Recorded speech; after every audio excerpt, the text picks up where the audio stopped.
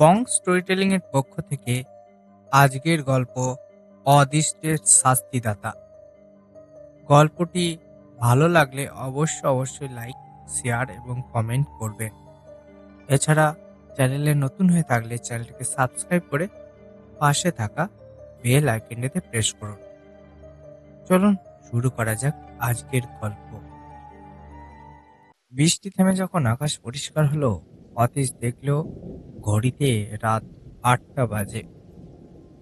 আর একটু এগিয়ে গাড়িটা দাঁড় করাতেই চোখে পড়ল পুরনো সাইনবোর্ডে লেখা হিঙ্গলগঞ্জ। তার ওপর দিয়ে সহস্র লতাপাতা জড়িয়েছে। মাথার উপরে একটা শেষ ল্যাম্পপোস্ট, কারণ সামনের রাস্তার পুরোটাই অন্ধকার। আরো একবার নীরেনকে ফোন করলো অতীশ। না, এখনো সেই সুইচ অফ। গত 10 দিন ধরে একই অবস্থা তার ফোনের। নীরনের সাথে তার বন্ধুত্ব ছোটবেলা থেকে, প্রায় কথা হতো তাদের। কিন্তু তার ফোনের বর্তমান অবস্থা ক্রমে তাকে ভাবিয়ে তুলেছে। নীরনের পরিবারের কেউ আর বেঁচে নেই, বা হিঙ্গলগঞ্জের কারোর ফোন নম্বর অতীশের কাছে নেই যে ফোন করে জানবে কি ব্যাপার।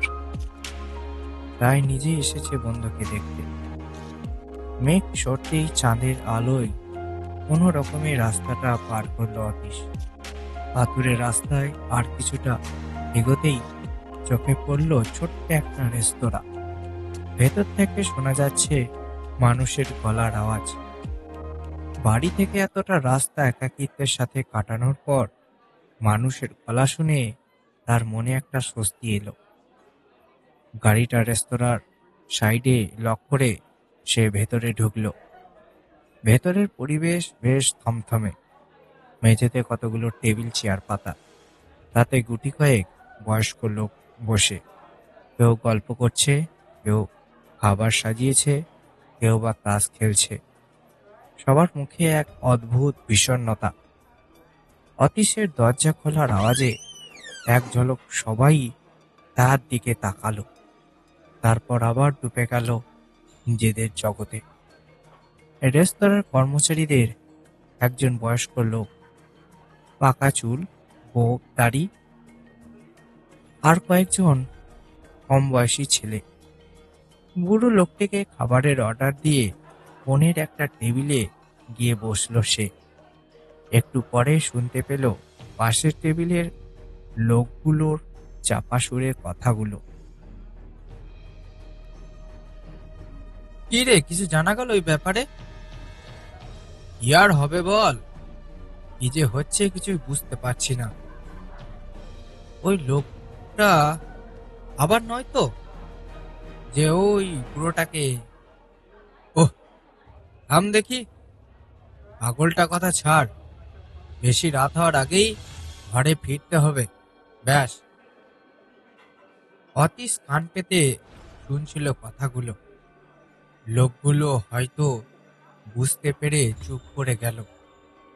লোকটা খাবারের অর্ডার নিয়ে আসলে অতীশ তাকে জিজ্ঞাসা করে, তোমাদের এখানে নেটওয়ার্ক তো আছে ভাই, তাহলে ফোন যাচ্ছে না কেন? ছেলেটা চুপ করে তার দিকে তাকিয়ে থাকলো।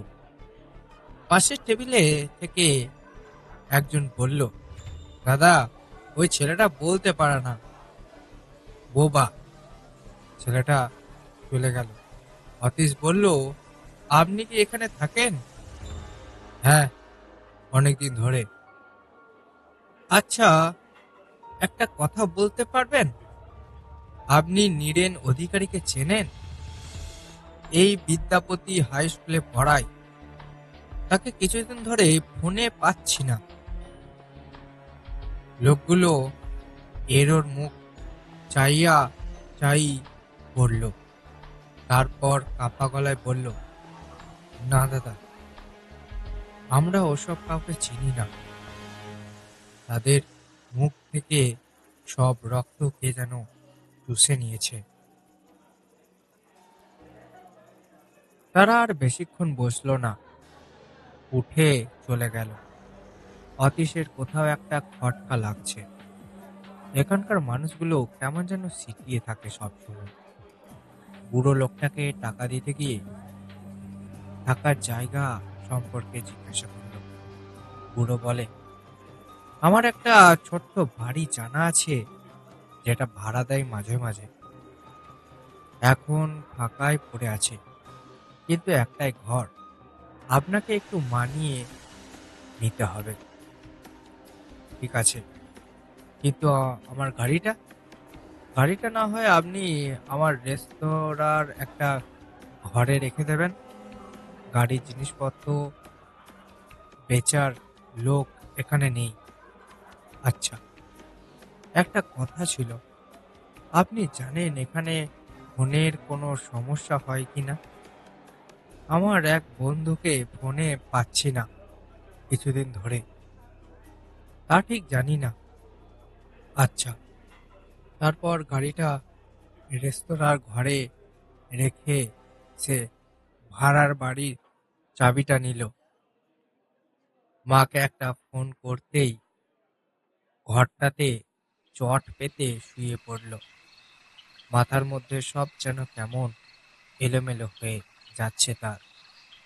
এখানকার সব ঘটনাই কেমন যেন বিদঘুটে। ছেলেবেলার সাথে এখনকার সিংহগঞ্জের কোনো মিলই নেই। যাই হোক, কাল সে নীরেনের বাড়ি যাবে মনে মনে ঠিক করে ফেলল। পরের দিন সকালে ব্রেকফাস্ট করতেই অতীশ বেরিয়ে গেল। রাস্তা এবড়ো খেবড়ো বলে আর গাড়িটা নেয়নি। নীরেনের বাড়িটা একেবারে হাড়গোড় বের করে দাঁড়িয়ে আছে। দরজার একটা পাল্লা ভাঙা, মানে কেউ জোর করে ঢুকেছিল। অতীশ ভিতরে ঢুকলো। ভিতরে জিনিসপত্র সবই লণ্ডভণ্ড। মেঝেতে ধুলোর আস্তরণ। অনেকবার ডেকেও নীরেনের সাড়া পেল না। সে আরও একবার ফোন করলো, কিন্তু সেই সুইচ অফ। এদিক ওদিক খুঁজেও কিছুই পেল না। বাইরে বেরিয়ে আশেপাশের প্রতিবেশীদের জিজ্ঞাসা করলে তারা থমথমে, বিবর্ণ মুখ নিয়ে দরজা বন্ধ করে দিল। ব্যাপারটা কিছুতেই অতীশের মাথায় ঢুকছে না। নীরেন কি তবে কিডন্যাপ হলো? অথচ আলমারিতে আঁচড়ের চিহ্ন পর্যন্ত নেই। পাড়ার লোকেদের এমন অদ্ভুত ব্যবহারের কি কারণ? না, ব্যাপারটা মোটেই ভালো ঠেকছে না। অতীশ সেখান থেকে সোজা থানায় গিয়ে নিখোঁজের ডায়েরি করল। জানতে পারল গত 1 মাসে আরও বহু বাসিন্দা গায়েব হয়েছে। লোকের বিশ্বাস ভূত বা অভিশাপ, কিন্তু পুলিশের ধারণা খুনি মানসিক রোগী, অর্থাৎ সাইকোপ্যাথ। অদ্ভুত বিষয় হলো, কোনো লাশ পাওয়া যায়নি, এমনকি এক ফোঁটা রক্তও না। অবশেষে পুলিশ হাল ছেড়ে অথরিটিকে জানিয়েছে উত্তর না আসা অবধি অপেক্ষা করতে হবে। এতটুকু জানতে পারল সে। হতাশ হয়ে অতীশ বেলা 3টের সময় এই রেস্তোরাঁয় এসে খেতে বসল। তখন এখানে শুধু সে আর কর্মচারী বুড়ো। বুড়ো এসে তার সামনের চেয়ারটাতে বসল। আমার নাম মোহন। অনেক বছর হলো এখানেই কাজ করছি। আপনার এত দেরি হলো বাবু? আর কাউকে না পেয়ে অতীশ তাকেই বলল, এলাকার মানুষের মুখে শোনা লোকের নিখোঁজ হওয়ার ঘটনা। মোহন বলল, আপনি কর্মফলে বিশ্বাস করেন? করি। আমার মতে এটাই হচ্ছে মানুষের নিখোঁজ হওয়ার কারণ। সে আবার কি রকম? মানুষকে জীবনে তার খারাপ কাজের জন্য মাসুল দিতে হয়। যেসব মানুষগুলি নিখোঁজ হয়েছে তারা কোনো এককালে কোনো ক্ষতি করেছিল, তাই ভগবান এখন তাদের শাস্তি দিচ্ছে। ভগবান মানুষকে নিখোঁজ করে দিচ্ছে। মানে মানে যার লীলা সেই জানেন। আমরা সামান্য মানুষ কতটুকুই বা জানি। তাহলে সেটা ভগবান নয়, মোহন, শয়তান। কারণ সে মানুষ খুনও করে। শয়তানের কাজ মানুষকে শাস্তি দেওয়া। শয়তানও একসময় ভগবানের সবচেয়ে কাছের ছিল। বাইবেল পড়েছেন? পড়িনি, তবে গল্পে শুনেছি। যাই হোক, আমি এবার উঠি। অতীশ উঠে পড়ল। এসব গাল গল্পে তার বিশ্বাস নেই। পিছন ফিরে দেখল মোহন এখনো একই জায়গায় বসে আছে, নিজের খেয়ালে মশগুল হয়ে।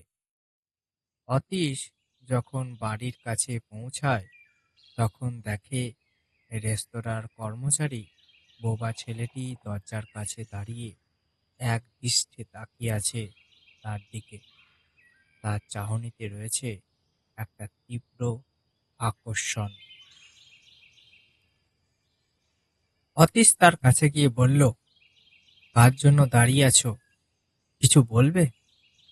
ছেলেটি একটি কাগজ তার হাতে ধরিয়ে দিয়ে ইশারায় কি যেন বলতে চাইল, কিন্তু অতীশ কিছুই বুঝতে পারল না। ছেলেটা তারপর হঠাৎ কি ভেবে ছুটে পালিয়ে গেল। অতীশ কাগজটা খুলে দেখল, খুবই পুরনো কাগজটা। তাতে হালকা কালিতে একটা ঠিকানা লেখা আছে। অনেক খোঁজে সে যখন সেই ঠিকানায় পৌঁছালো তখন সন্ধে হয়ে গেছে। পড়ন্ত সূর্যের আলোয় বড় বাড়িটাকে পোড়া মনে হচ্ছে। একেবারে নির্জন জায়গায় অবস্থিত বাড়িটা। দরজায় কড়া নাড়তেই একজন বয়স্ক লোক টর্চ হাতে বেরিয়ে এলো। তার পরনে পুরনো কালো পাজামা ফতুয়া, মাথায় এতটুকুও চুল নেই। অতীশ নিজের পরিচয় দিল ও বোবা ছেলেটার কথা বলল। তবে তার এখানে আসার আসল উদ্দেশ্য চেপে গেল। লোকটি তাকে ভেতরে নিয়ে গিয়ে বসালো। ভেতরের ঘরটি কেমন ছমছমে। ছাদে একটাই মাত্র বাল্ব জ্বলছে। আসবাবপত্র সব ছড়িয়ে রয়েছে। বই আর চিঠিতে আলমারি ঠাসা। ধূপের গন্ধে নাক জ্বলে যাচ্ছে। লোকটি বলল, আসলে এই বাড়িটা আগে একটা অনাথ আশ্রম ছিল। বোবা ছেলেটা মানে সুজয় আগে এখানেই থাকতো। এক সময় সরকারি অনুদান বন্ধ হয়ে যাওয়ায় আশ্রমও বন্ধ হয়ে যায়। তারপর থেকে এখানে ওখানে কাজ করি। ও আমাকে আপনার ঠিকানা দিল কেন? আমার মনে হয় ও চায় আপনি এখান থেকে চলে যান, যাতে আপনার কোনো ক্ষতি না করতে পারে ওই লোকটা। কোন লোকটা? ওই নরখাদকটা। এতক্ষণ পর্যন্ত শুনছিলেন আপনারা অদৃষ্টের শাস্তিদাতা। গল্পটির দ্বিতীয় খণ্ড শোনার জন্য আমাদের চ্যানেলটিকে সাবস্ক্রাইব করুন। আর ভালো লাগলে অবশ্যই লাইক, কমেন্ট, শেয়ার করুন। দেখা হচ্ছে দ্বিতীয় পর্বে। ততক্ষণ শুনতে থাকুন বং স্টোরি টেলিং।